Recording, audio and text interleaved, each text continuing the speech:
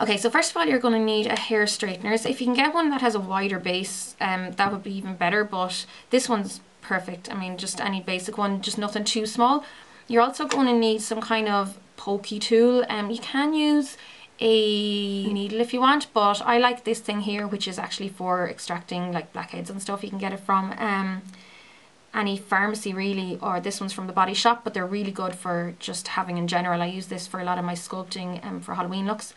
You're also going to need your eyeshadow. So this is one of the Catrice ones that I'm going to be depotting. I'm also going to be depotting one of these quads. I already depotted one yesterday, and I'll show you that at the end of the video to show you where I put them. Then apart from that, you're going to need some grease-proof paper. So this is known as parchment paper, I think, in the US, and it's also called just baking paper. So it's that paper that just doesn't burn very easily. And if you can get your hands on these kind of magnets, they're great. Heather, my friend from YouTube, SoColum79, sent me these along with a Z palette, but you can also just get strips of magnets from craft stores. They'll work perfectly as well.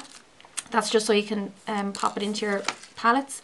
And then it'll be handy if you can get your hands on just some sticky labels. So you can write on the back of the eyeshadow which one it is. So you just want to get some of your greaseproof paper and have it so that it will cover all of the ceramic part of the hair straightener, and you want it long enough so you can wrap it around.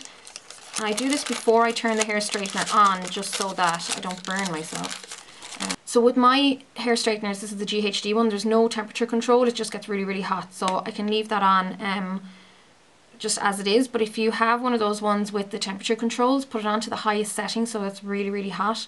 And then what I'm first going to do is get the eyeshadow. I'm just going to place it as it is. I leave the lid slightly open, I don't worry about it too much. And then just pop it onto the hair straighteners, onto the hot part, over the greaseproof paper, and I'm going to leave that there for about 30 seconds or so, just until the glue behind the sticker on the back that tells you what shade it is starts to melt, and then I'm going to take off that sticker. So after the 30 seconds or so, I'm just going to move this over, you should easily be able to just peel up the sticker. Just get the side up and then peel it back. So you don't want it to get too hot, or else it can start to burn the sticker and make it warp. So 30 seconds is plenty, and then you'll see you can see through to the clear pan. So you want to pop this back onto the hair straighteners, and then depending on your hair straighteners, it can take anywhere from a minute to like 3 minutes. So you can just keep checking every minute or so. That's what I do, or maybe every 30 seconds after the minute. So leave it on the hair straighteners until it starts to melt at the back, and I'll show you what that looks like in a second. So I'm just checking the bottom of this, and be careful when you're taking it off the greaseproof paper that you don't burn yourself, and also that the actual container itself isn't too hot. So this one has melted by itself. I didn't even have to poke out the bottom, even though you can see there how it was melted through. The rest of them, what I usually have to do is just poke up from the bottom, but I'll show you that with the quad. But what I do then is just leave it down on a clean piece of tissue. The reason I have the tissue here is because this pan itself is usually too hot to touch for a few minutes, and then you're just left with the empty pan, or the empty plastic case, which you can throw out or put for recycling if you can.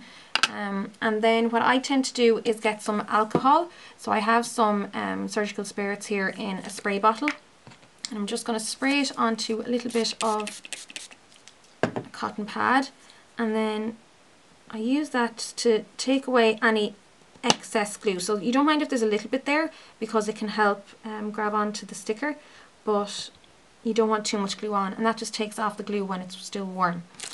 Now at this stage, what you can do is you can put your sticker straight on, but because my magnets are lovely and flat, what I do is, first of all, I'm just going to get the backing of this magnet. So one side is sticky, and then the other side is the magnetized side.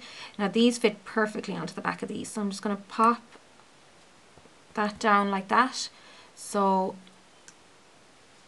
that's how it looks, and that magnet now is what's going to keep it into the palette. And then all I have to do is get the sticker, which still has its glue on the back, and just pop it on the back. And now I have it labelled at the back with the magnet on, and I'll show you what palette or what it looks like in the palette once I have the quad depotted. So the quad is a little bit trickier because of course you just have a smaller area on which to melt it, but also the back of the Catrice quads have a plasticky thing, so it doesn't come off the same way that the paper backing does. So you kind of just have to just let it melt, and that's why I use these labels to let me know what these guys are. So it's just a case of doing a couple at a time. So I just place it on the hair straightener.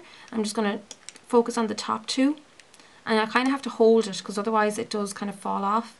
And then it's just basically the same then as what you were doing with the single eyeshadows.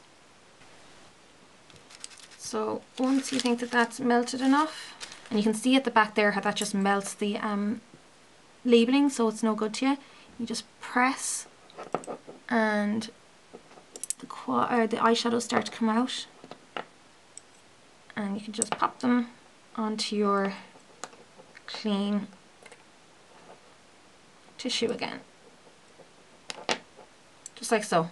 And I'm going to go ahead and do the same with these two guys in a minute, but I'll just show you quickly how I label the back of these.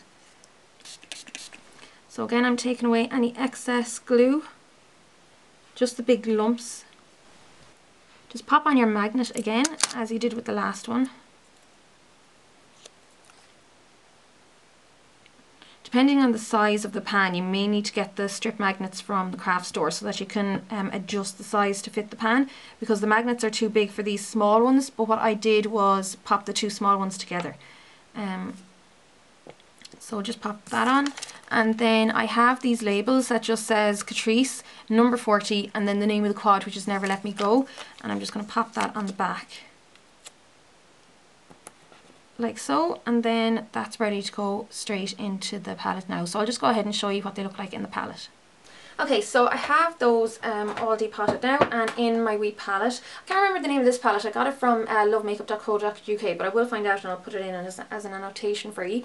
And there's all my Catrice eyeshadows. So I have it in with a few other bits. I think there's a couple of Makeup Forever and a couple of MAC ones there, but I really wanted to fill up this palette, and I think I'll probably get most of the Catrice ones because they're so fairly priced and so pigmented. So what I was saying about the smaller ones earlier on, what I did was I just stuck them together side by side, and it's the magnet that keeps them together, and then I put a little label on the back, so that's really handy for that. And this is like the one that I did just there, where you have the original label, so it's much handier and they come up really easy, and just slot in like that. So yeah, it's much handier having them, I think, all together in one palette than all separate.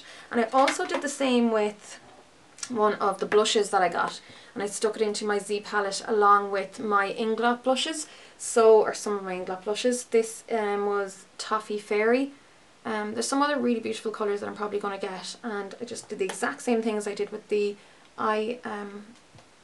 eyeshadows, and I'm going to pop some more along the bottom here, I think. So I hope this was helpful. I know, unfortunately, I don't think Catrice is available in the US, but for everyone else in Europe, this might be helpful for you, and hopefully yeah, you'll be able to do it, and just be really careful with the hair straighteners. So thanks a million, guys, and I'll chat to you all really soon. Slán!